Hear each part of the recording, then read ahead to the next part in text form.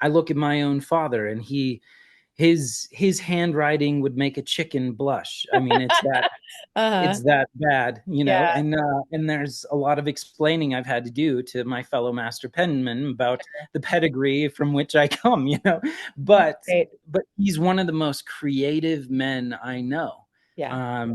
And he's just in the way that he actually involves that in his own life, and even in our upbringing, the way that he used to engage with us and teach us God's word. It was never, in this simple, direct way, chicken soup for the soul, reading through a devotion every night. He always came up with some unbelievable creative way of expressing that.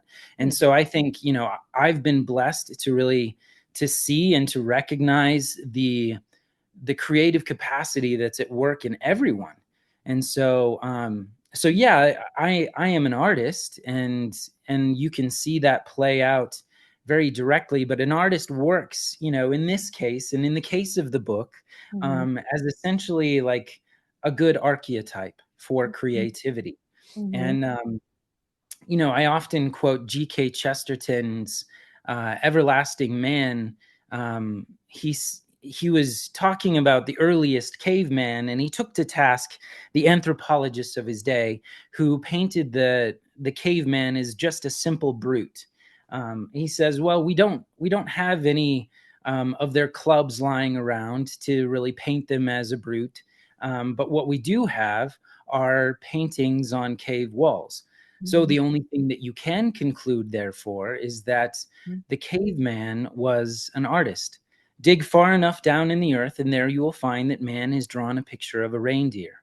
But Hmm. no matter how deep you dig, you will never find that a reindeer has drawn a picture of a man. Yeah. For art is the signature of man. Yeah. And so it was just a really powerful statement. And so yes, the artist is the archetype for that same kind of human ingenuity that runs through us all. And Hmm. it'll probably manifest itself in a million different ways through time out of memory.